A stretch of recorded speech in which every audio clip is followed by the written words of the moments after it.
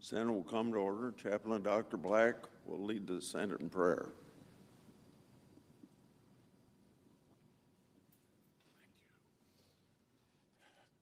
Let us pray. O Lord our God, restorer of the joy of those who find you, we praise your holy name. Today, strengthen our senators. Infuse them with integrity, humility, and courage. Empower them to disagree without being disagreeable as they seek to protect our constitutional republic. May their primary aim be to please you. Remove from them clouds of frustration as they strive to seize those opportunities that best serve the interest of freedom. Lord, instruct and teach them in the way you desire them to go. And Lord, bring peace to our nation and world. We pray in your marvelous name. Amen. Please join me in the Pledge of Allegiance. I pledge allegiance to the flag of the United States of America and to the republic which stands, one nation under God, indivisible, with liberty and justice for all.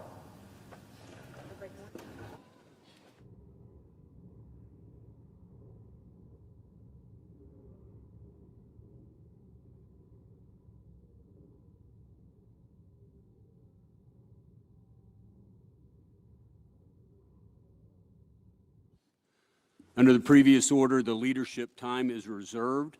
Under the previous order, the Senate will be in a period of morning business with senators permitted to speak therein for up to 10 minutes each. The senator from Iowa.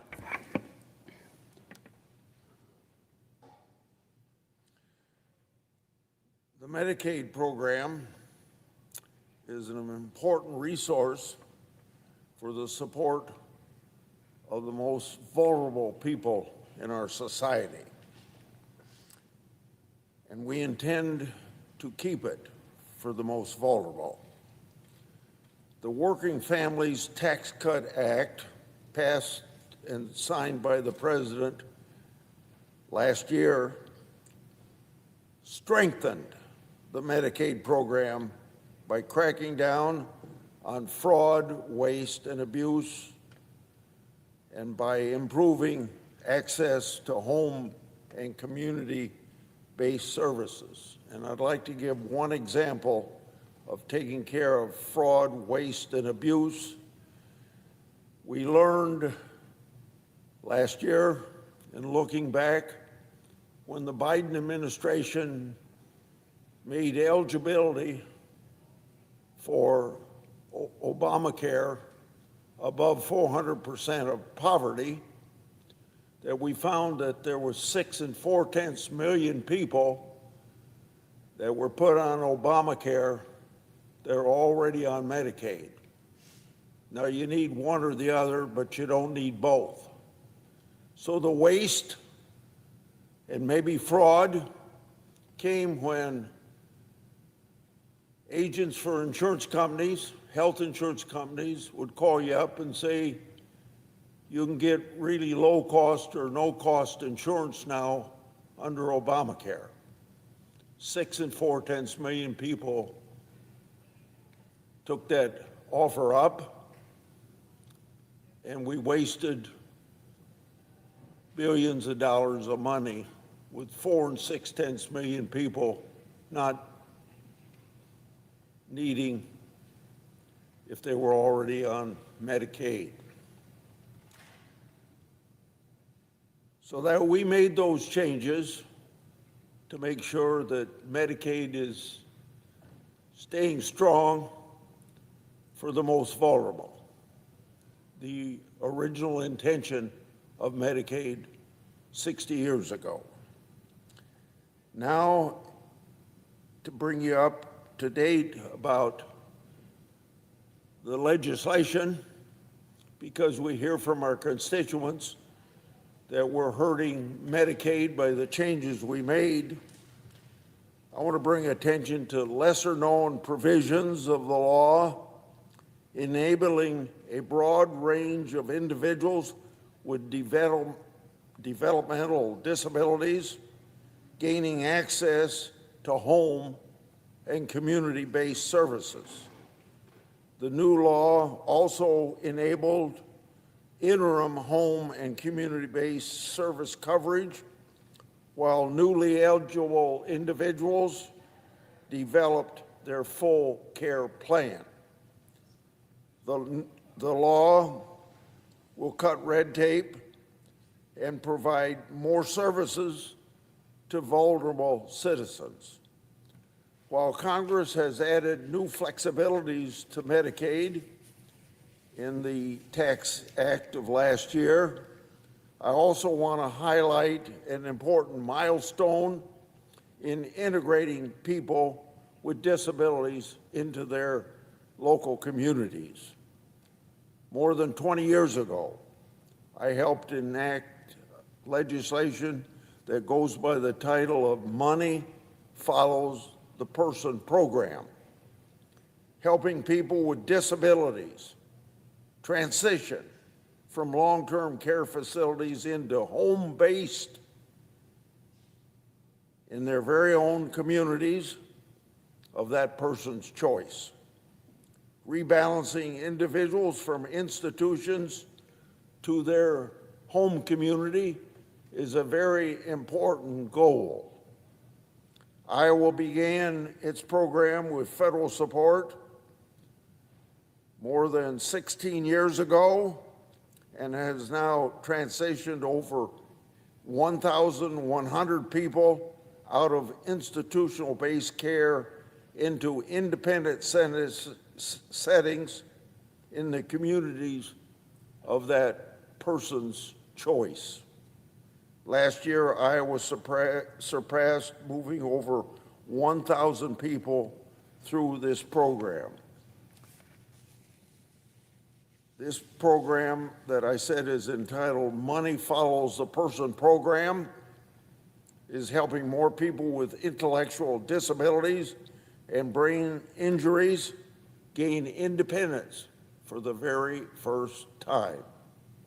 This also means people are choosing their own daily activities for the very first time, going to work or going to school or participating in other things that you might say are the first in their life. Iowa is a leader in moving people with intellectual disabilities into the community. In 2025, 96% of the people who went through this program were still living in the community a year later. This program is helping Americans with disabilities find independence in their daily lives. Whether a new or old program in Medicaid, I'm proud to support these efforts that support the original purpose of Medicaid to help those who are the most vulnerable. I yield the floor, suggest the absence of a quorum. Clerk will call the roll. Ms. Alsterbrooks.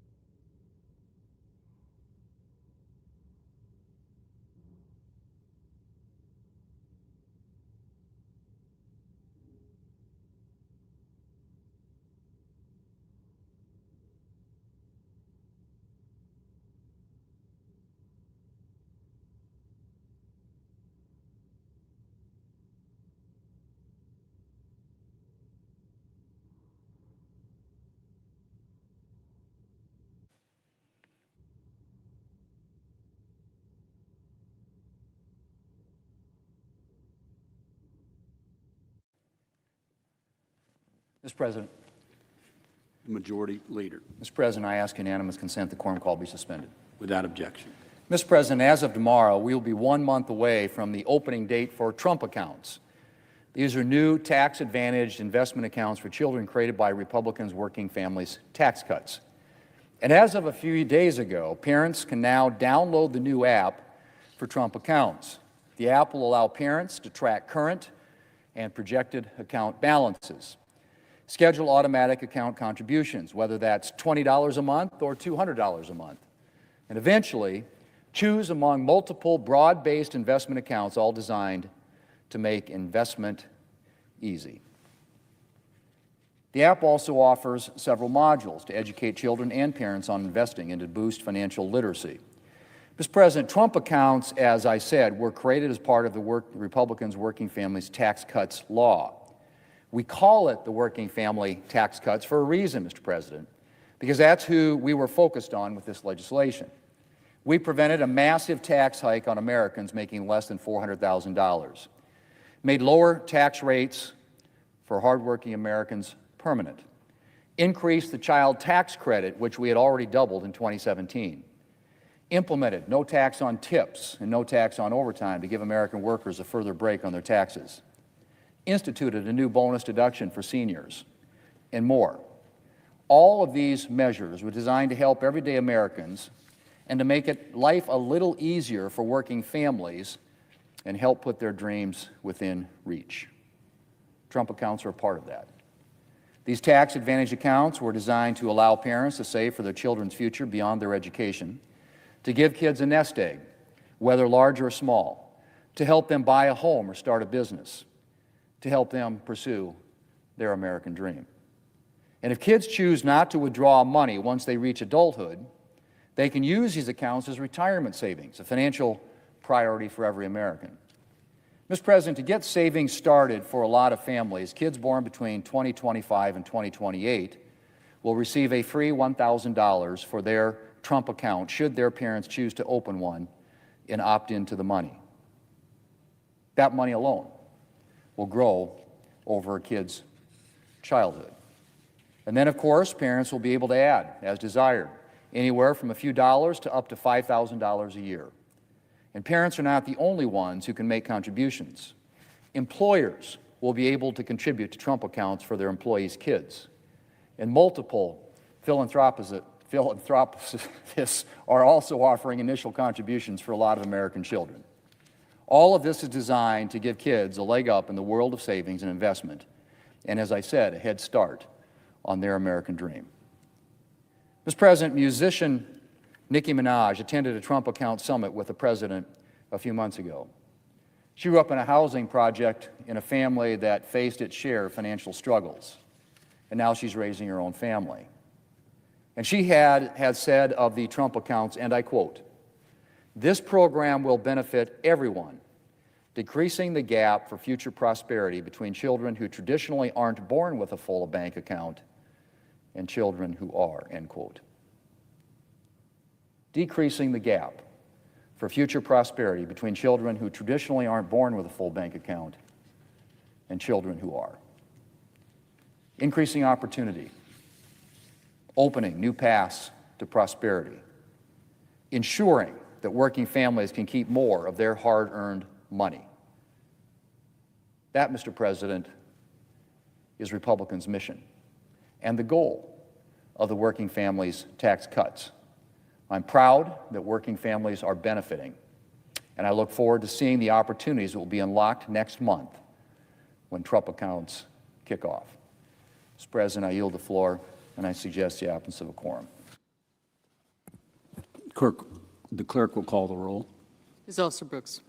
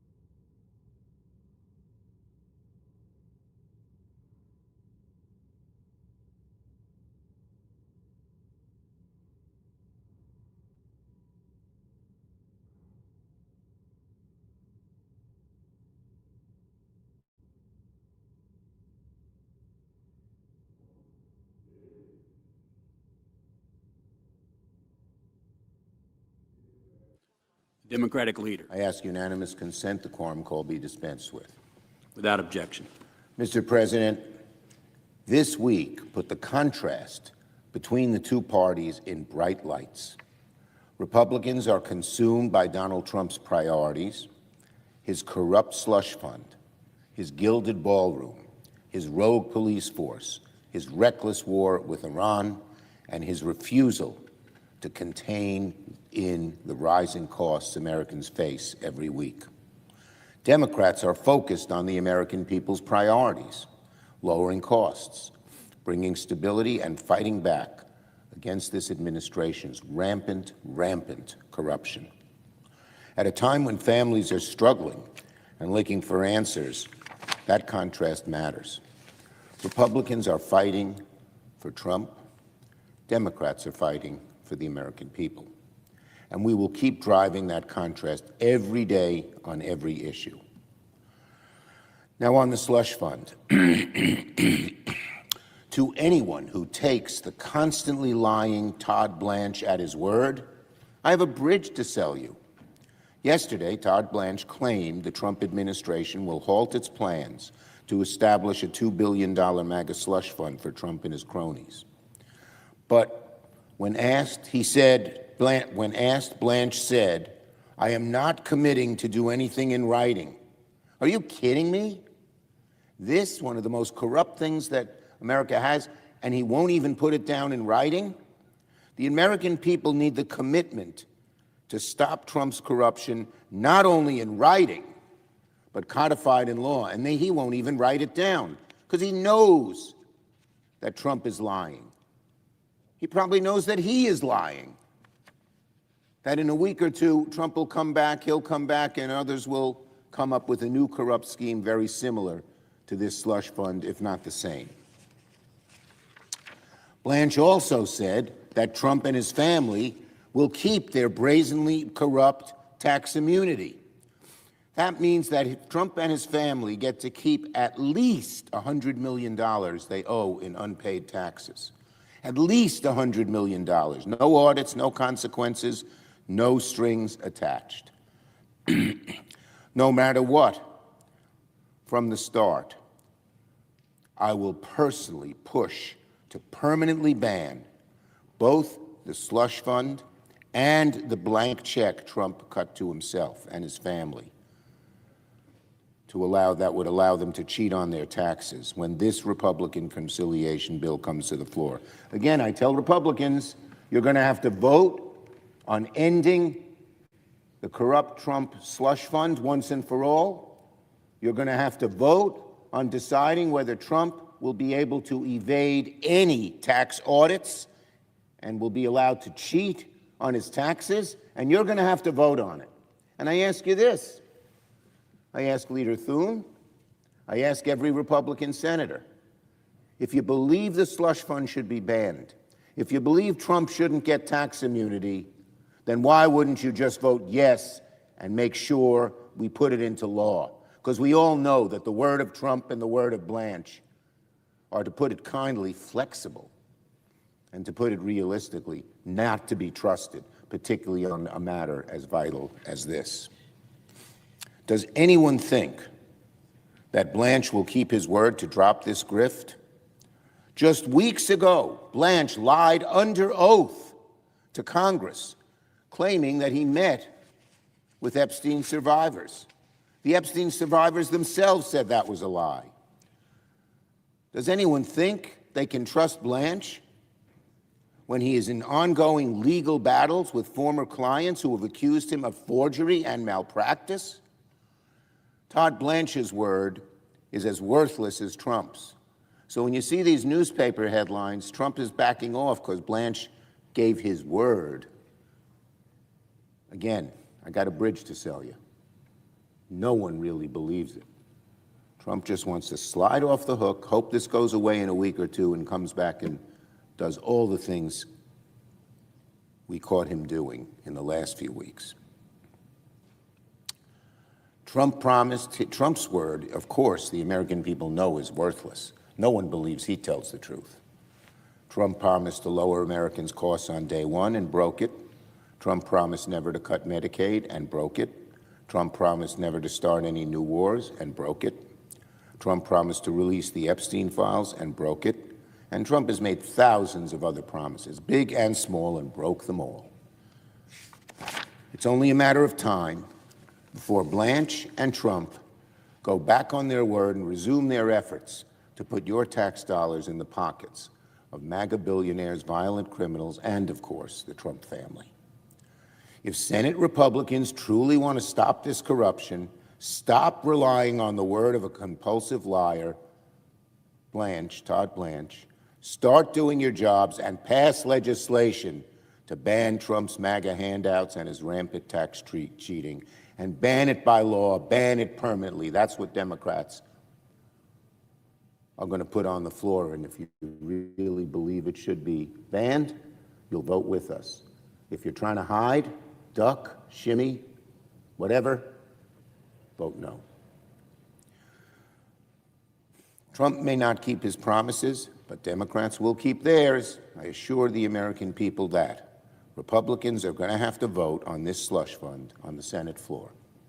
If Republicans don't vote to ban it, they'll have to answer to the outrage of the American people who are sick of lining Trump's pockets when they can't even afford the most basic of necessities. Now on reconciliation. After weeks of Republican infighting, we still haven't seen a draft of the Republican radical reconciliation bill. The American people don't need to see the bill text to know that Republicans are fighting for Donald Trump, not for working families. Even without Trump's billion-dollar taxpayer-funded ballroom, which Democrats successfully killed despite Republican best efforts, the bill is rotten through and through. At a time when Americans can't afford gasoline, housing, health care, food, Republicans won't spend a dime to bring their costs down, but are more than happy to fork over another $70 billion to Trump's masked agents who have unleashed chaos in our streets and threaten to do it again. Americans are burning through their savings right now, but ICE and CBP are currently sitting on $100 billion that Trump and the GOP pumped into these rogue agencies last year. The American people need every penny they can get right now to lower costs. Trump's agencies have more cash than they know what to do with. Whenever we go into a vote-a-rama, Democrats will be ready. Every vote, every amendment we'll bring to the floor will demonstrate that Democrats are standing up for the American people and Republicans are selling out to Donald Trump. Republicans will have to vote on costs. Republicans will have to vote on tariffs. Republicans will have to vote on Trump's disastrous war with Iran. Republicans will have to vote on ICE and Border Patrol's abuses of power. Democrats want to lower your costs. Republicans want to waste your tax dollars. Democrats want to rein in MAGA's chaos.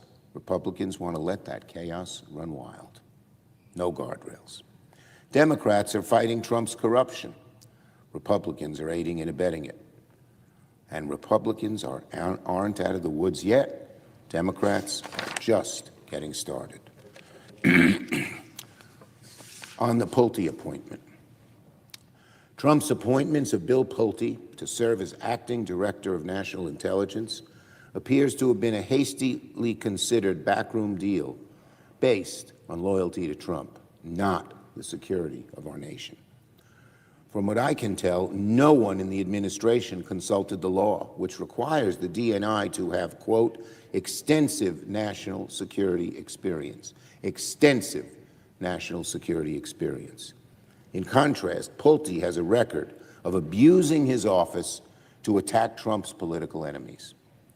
The timing of this announcement could not be worse. With just over a week until FISA 702 authorities expire. This announcement and its timing clearly make passing an extension of FISA much harder. At a time when our nation is at war and our troops are in harm's way, we need someone serious to lead the intelligence community, not another unqualified, inexperienced partisan. The security of our armed forces, the security of the American people depends on real intelligence and someone who states the facts clearly and boldly. Pulte would be about the last person I would pick to do that. He's simply a hack who does Trump's bidding, no matter how egregious that bidding might be. Now on the election task force.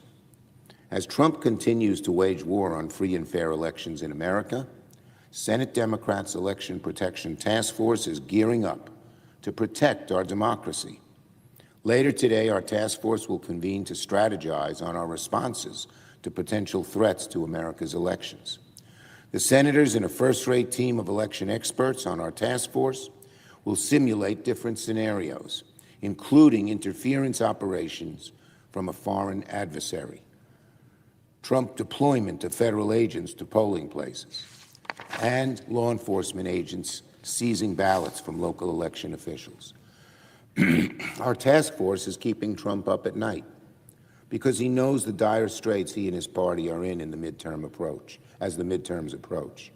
Instead of changing his disastrous, deeply unpopular policies, Trump has pledged to deploy, quote, an election integrity army in every single state, unquote. But in Trump's eyes, he believes that an election only has integrity if he wins it, and he doesn't care if he cheats to do it. In fact, he likes cheating. Republicans are already ignoring your wages, your health care, your rent, your grocery bill, your freedom. Democrats won't let Republicans ignore your vote, too. Democrats will be ready with lawyers, observers, and response teams to respond the moment Trump or his allies try to interfere with our elections. We will be ready, and we will preserve the integrity of American elections, something so sacred for 250 years. I yield the floor. Note the absence of a quorum. Clerk will call the roll. Ms. Alsobrooks.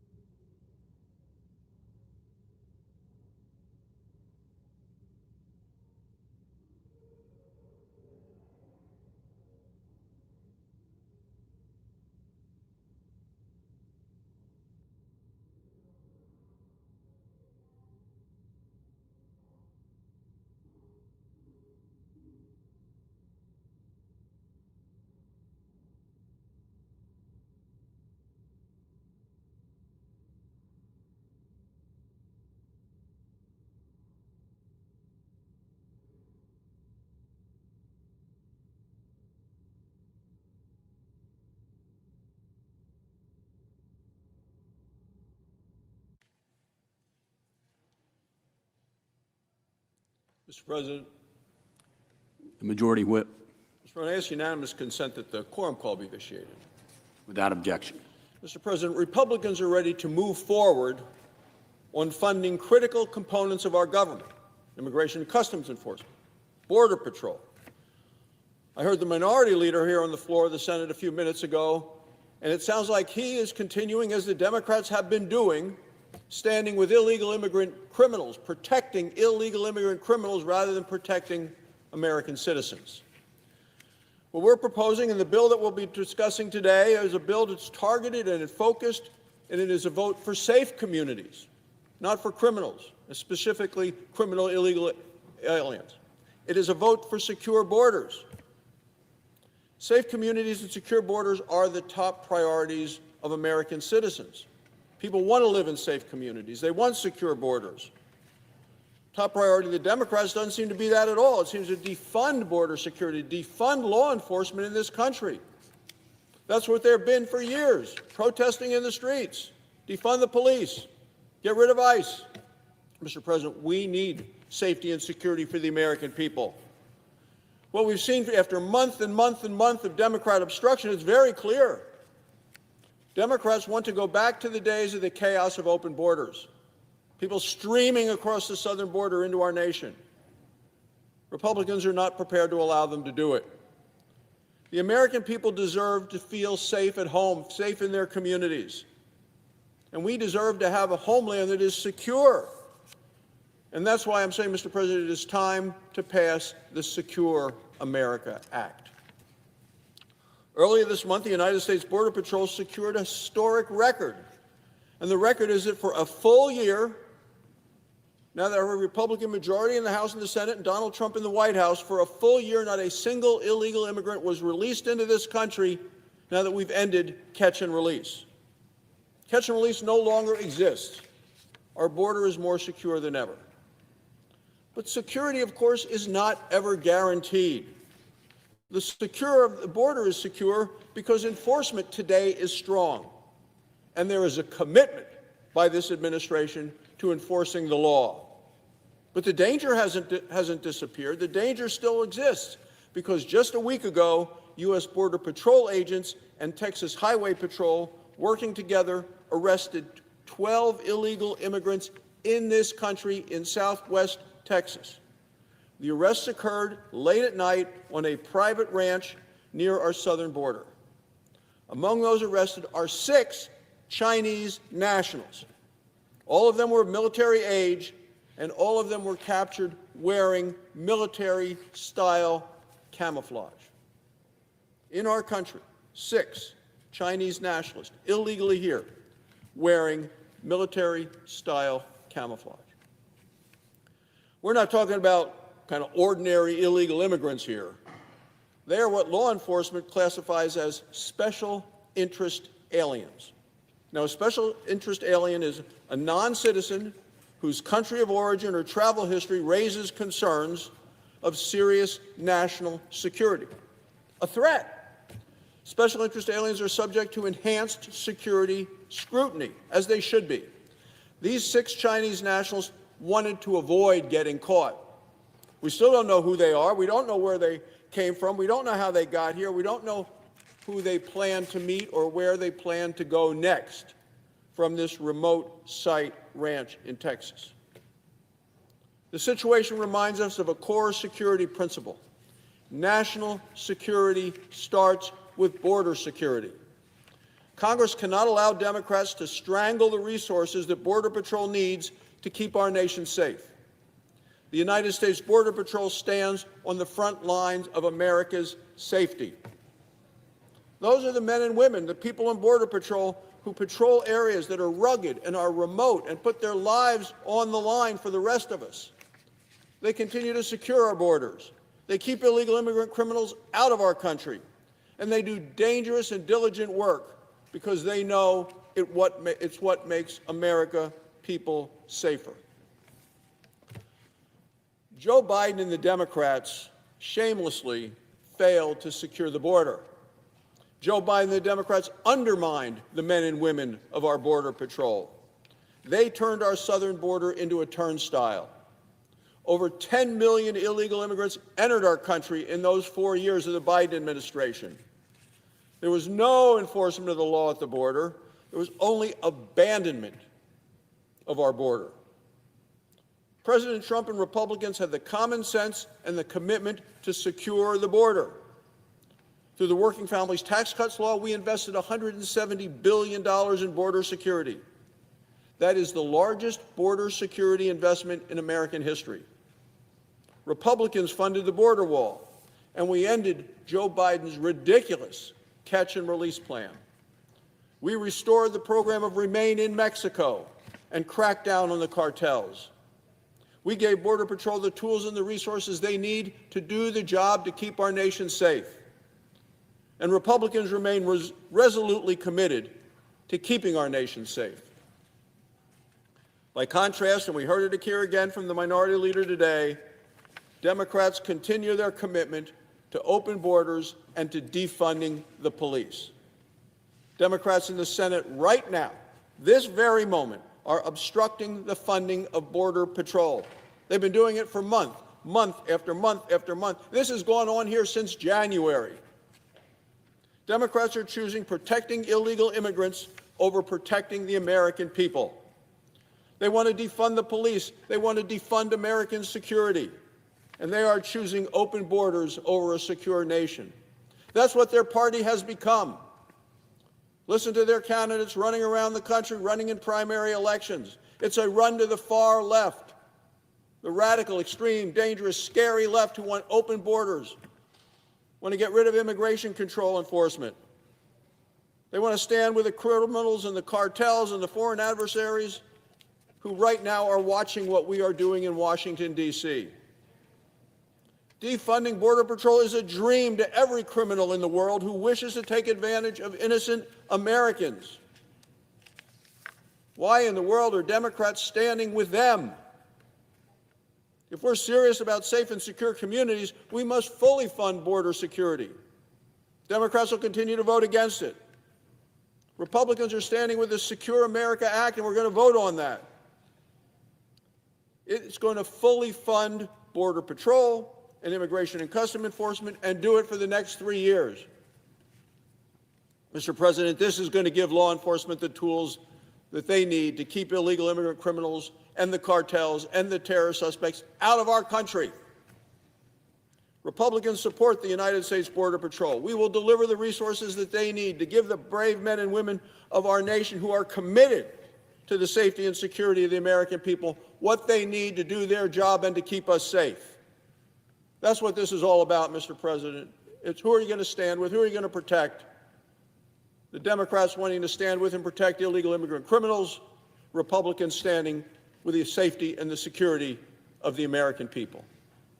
Thank you, Mr. President. I yield the floor.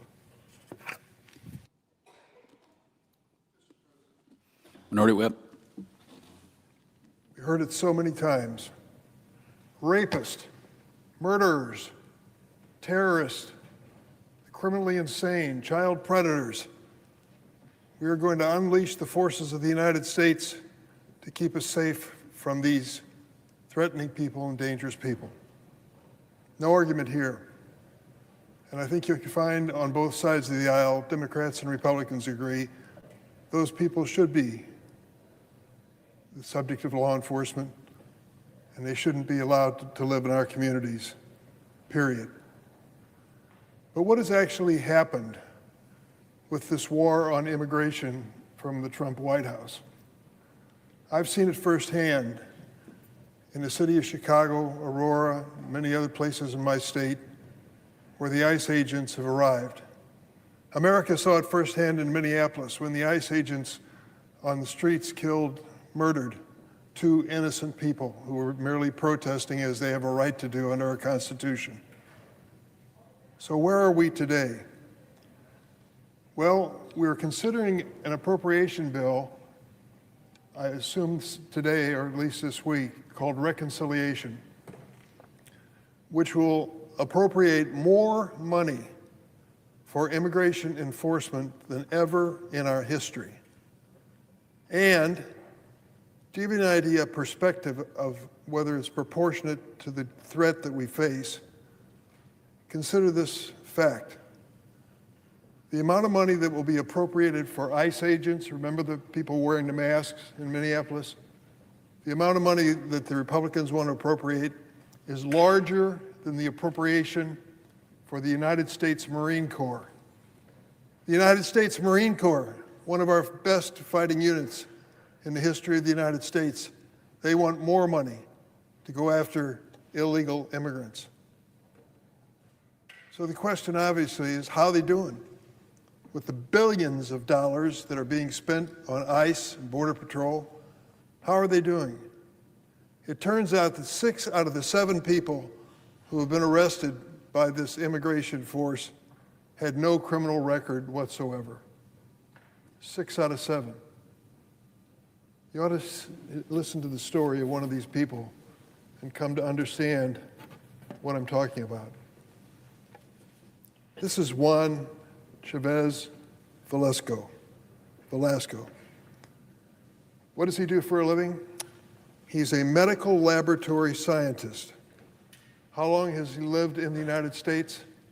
25 years. During the COVID-19 pandemic, Juan was a frontline worker at the hospital in his hometown. He never missed a day of work. Juan has a problem, though. He's undocumented. His parents brought him to the United States when he was 8 years old. They made the decision to come to this country. Juan was in the back seat of the car. For more than a decade, his ability to live and work in this country has been protected by one thing: DACA.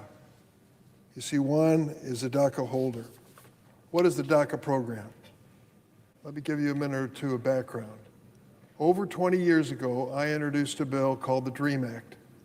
And the DREAM Act said if you were brought to the United States by your parents as a child, an infant, a toddler, a child under the age of 18, they made the decision to come to this country.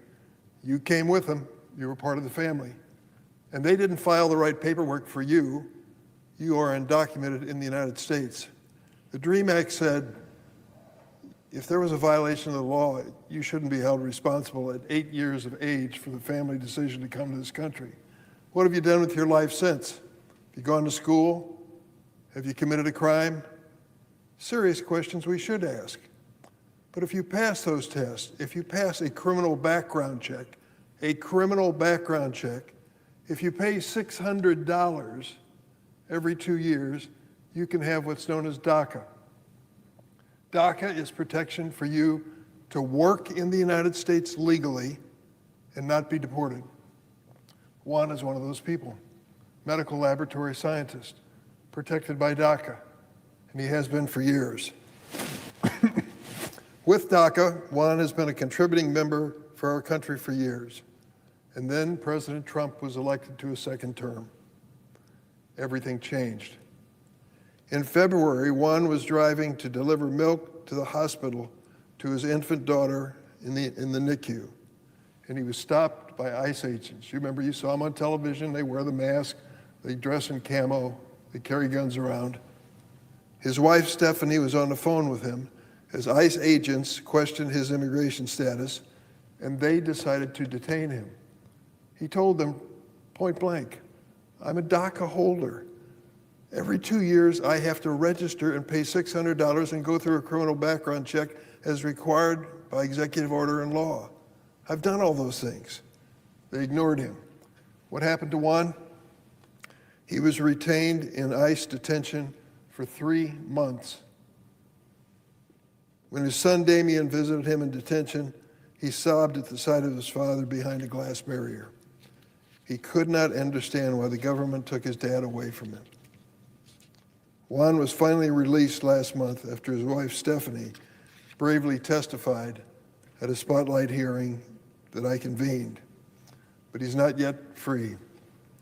Juan still lives in fear that at any day ICE agents could return and take him away from his family and deport him to Colombia. Juan's story is heartbreaking, but it is only one of many stories from dreamers who've been targeted by the Trump administration. He is no danger. He is no criminal. He shows up as the law requires every 2 years, pays $600 and goes through a criminal background check, and then goes to his job at a medical laboratory in his hometown. Upon returning to office, the president has used every tool at his disposal to thwart the protections of DACA, which was created to give young people like Juan a chance to remain in the United States. Last year, ICE arrested 261 people just like Juan, deporting 86 of them, all of them DACA holders. And even those who have not been detained have been facing unprecedented delays in renewing their DACA status. They've shown up as they're supposed to, when they're supposed to, and they're told, we're not going to approve you. Without renewal, these young people will lose their ability to work legally in the United States and will not be protected from deportation. The administration's attack on immigrants goes far beyond DACA. With President Trump and his close friend and advisor, Stephen Miller, in the White House, no immigrant is safe from this administration. Last month, the Trump administration announced it would force legal immigrants to leave America and apply for a green card back in their country of origin, except in rare circumstances. That means immigrants who may have been here for years, who married a U.S. citizen, children who are citizens, would have to leave their family for God knows how long. Rural communities, incidentally, have doctors and medical professionals that fit right into this category. They would lose the only doctor in town. And with bans in effect preventing consular processing for green card applicants from 75 countries, there is no assurance that once having left the United States, they could ever return. Of course, the implementation of this policy has been chaotic. After outcry across the country, Department of Homeland Security claimed to roll back their decision, saying applicants who, quote, benefit the national interest, whatever that means, would not be affected. But it remains to be seen how this administration will define national interest. Will spouses of U.S. citizens qualify? Will immigrants sponsored for a green card for their work as doctors and nurses be allowed to stay in this country? We honestly don't know the answer to that. The terror and fear that this administration seeks to inspire in legal immigrants does not make our nation great. It undermines the promise we made to these people. We said to them under DACA, if you do the right thing, if you work with government agencies, if you're honest and don't commit a crime, we will protect you. And now the Trump administration is reversing this.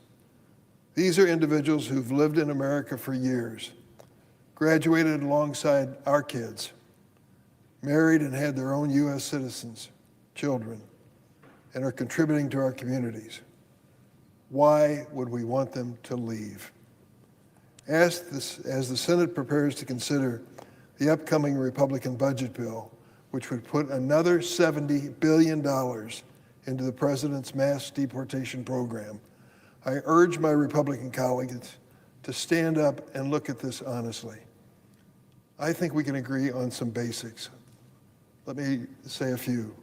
Number one, we should never knowingly allow a dangerous person to come into this country. Number two, if someone is in this country seeking legal status or permanent status and commit a dangerous crime, they're gone, period. Number three, the United States cannot absorb every person in the world who wants to come into our country at this time. It has to be an orderly process. If we agree on those three basic things, can we finally sit down and write immigration laws that make sense in the 21st century? I think we can. But we've got to take hatred and cruelty off the table. We've got to be honest and sincere. Juan should have a future in this country. He's doing something good for this country now in this medical laboratory. He's obeying the law. He's showing up as he's supposed to. He's paying every 2 years, his fee of $600, and he goes through a criminal background check. He was brought here at the age of 8, for goodness sakes. Wouldn't you give him a chance to earn his way toward legal status in this country? I would, the DREAM Act would, and so would DACA. As the Senate considers the appropriation before us for record-breaking amounts of money to deport people like Juan, I ask my colleagues on both sides of the aisle, take a look at the reality of the situation. Stop depending on labels. These are real human beings who are doing their best to make this a better country. I yield the floor.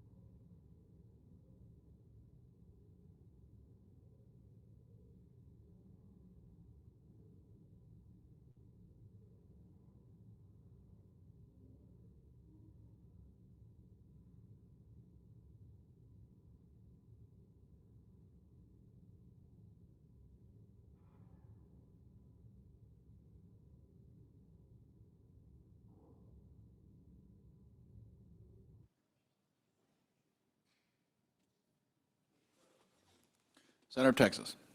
President, are we in a quorum call? We are not. Mr. President, yesterday at the Senate Foreign Relations Committee hearing, some of our colleagues suggested that the United States started a war against Iran 92 days ago. I believe the facts are to the contrary. Iran started a war against the United States and our ally Israel in 1979, from the date of the Iranian Revolution. This is the backdrop to President Trump's military campaign known as Operation Epic Fury. While the operation is formally concluded and there is ostensibly a ceasefire, there doesn't seem to be a resolution of the conflict, to be sure. Meanwhile, there's been a block in the Strait of Hormuz through which 20% of the world's energy supplies flow ordinarily. And at the same time, the Iranian economy is collapsing. Operation Epic Fury built on the success of last summer's Operation Midnight Hammer, which targeted 3 nuclear facilities, successfully eliminating top nuclear scientists, and it concluded within 12 days.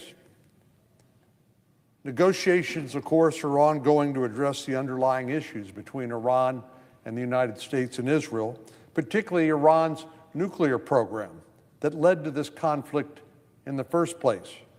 And it remains to be seen if a permanent, durable resolution is possible. Now, bizarrely, Democrats have almost universally criticized President Trump's actions toward Iran, and there's been a great deal of pressure on the administration to bring these negotiations to a close under any terms. But ever since Bill Clinton was president, Republicans and Democratic presidents alike have warned us about the risk of a nuclear Iran. And President Trump, to his credit, was in charge when we finally did something decisive about it. But in order to assess how these ongoing hostilities should end, it's worth taking a step backward and remembering why we started down this path in the first place.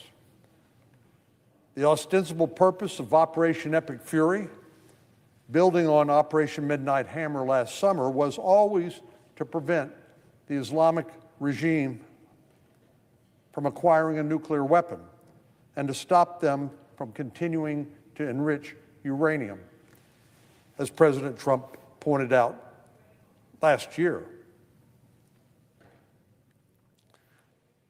That remains the goal, and to dismantle their ability to enrich uranium in the future, I might add.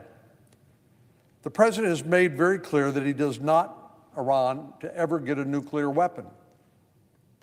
And in a normal world, you would think there would be unanimous agreement among Republicans and Democrats. Well, I agree with President Trump's position, and I hope we stay the course and complete the job that we started. Last summer, he summarized the situation well, and this is the quote: "You can't have peace if Iran has a nuclear weapon." That remains our ultimate objective, peace. But if Iran gets a nuclear weapon, we will not have peace. We will have a ticking nuclear time bomb. Yesterday in the Senate Foreign Relations Committee, our former colleague, Secretary of State Marco Rubio, described the existential threat that Iran's possession of a nuclear weapon would create. He said, if Iran ever acquired a nuclear weapon, they would be able to hold the world hostage. They would hyperscale their efforts of global terrorism and completely try to drive us out of the region and ultimately destroy the state of Israel. And you wouldn't be able to do anything about it, he said, because they would have a nuclear weapon and would threaten to blow people up if you tried to move against them. The radical regime of Iran is the #1 state sponsor of terrorism, and they've made it abundantly clear to the United States and to the world that they cannot be trusted. They support, of course, terrorist proxies such as Hezbollah, Al-Qaeda, Hamas, the Palestinian Islamic Jihad, the Houthis. Well, recall that Iran provided material support for attacks on American soil in the run-up to September the 11th, 2001. They backed and sometimes directly carried out attacks on Americans over multiple decades in the Middle East. They funded and trained Hamas terrorists who murdered more than 1,200 innocent men, women, and children, including 46 Americans, on October the 7th, 2023. Closer to home, Iran is also actively financing drug trafficking activities in Central America, using the proceeds from this illicit commerce to continue funding their terror activities around the world. Once Iran achieves a nuclear weapon, they will have complete leverage over the Strait of Hormuz. They can continue to fund terrorism around the globe, including here in the Western Hemisphere. The President's actions against the Islamic Republic of Iran demonstrate his understanding and appreciation of the danger that a nuclear Iran would pose to America and the world. Now, of course, if possible, we should always hope that there could be productive negotiations and a ceasefire. But it has to be verifiable, and we have to achieve the goals that the President has set out for us. And we can't back off of that without badly botching the leverage that we have now to accomplish these goals. Perhaps the most significant current point of contention is that Iran has, of course, effectively closed the Strait of Hormuz, attempting to choke off the global energy supply and leading to higher gas prices here at home. Treasury Secretary Bessent has acknowledged that if the strait is not opened, a global financial crisis could ensue. But at the same time, in a checkmate, the United States has blockaded Iranian ships as well, and has proved to be extremely effective and has created enormous leverage for the United States and our allies. The Iranian economy is in very bad shape and in desperate need of relief. Again, this is another part of the maximum leverage campaign that the President started years ago. Given this, they've obviously proposed, the Iranian regime that is, that the U.S. unfreeze its assets and deliver sanctions relief as part of any negotiated deal. Reporting from Reuters noted just a few days ago that Iran is, quote, pushing for a limited interim agreement with the United States in a bid to ease mounting economic pressure and stabilize the situation at home, while avoiding major concessions on its nuclear program.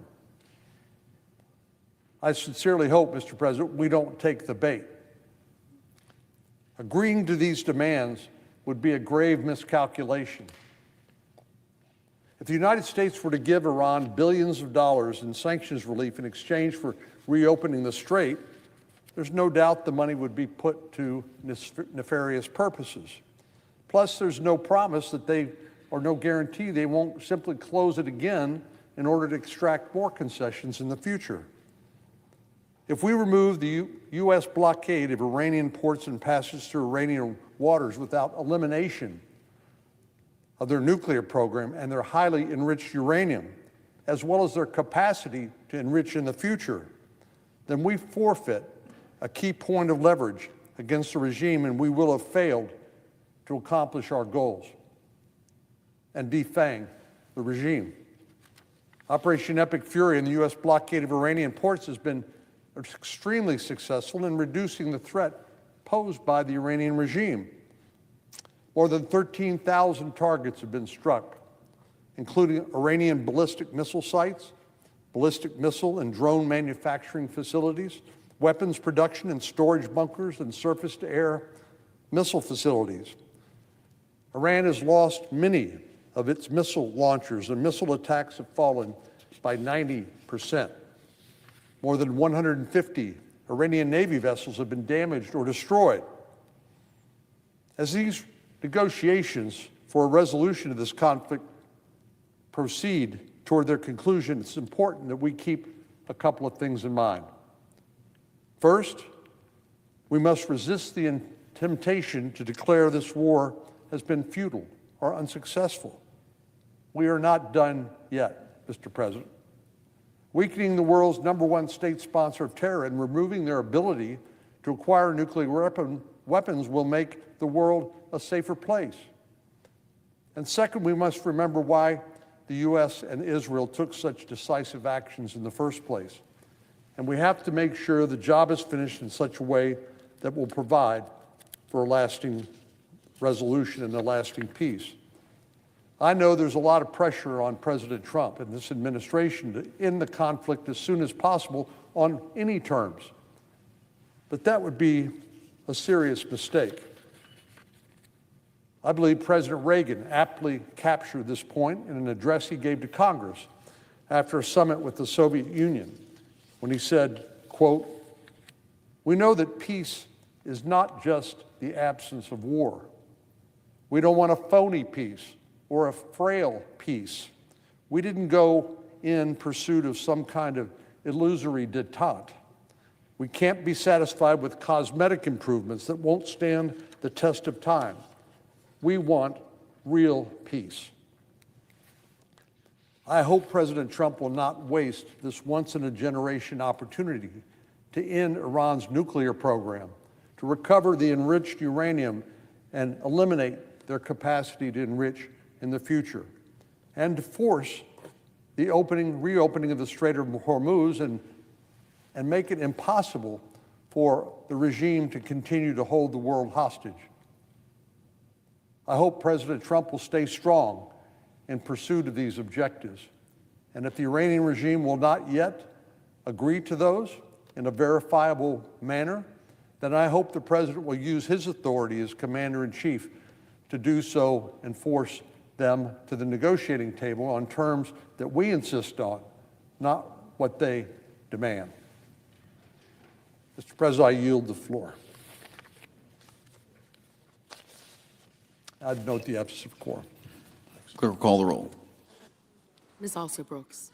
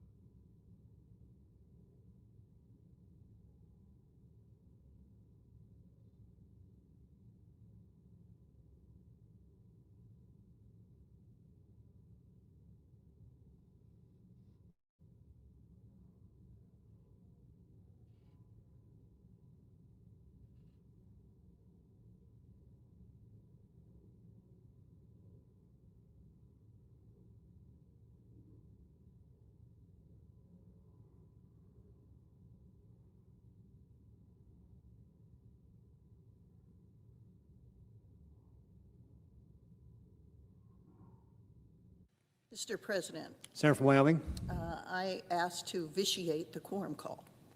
without objection. Mr. President, I have 11 requests for committees to meet during today's session of the Senate. They have approval of the majority and minority leaders.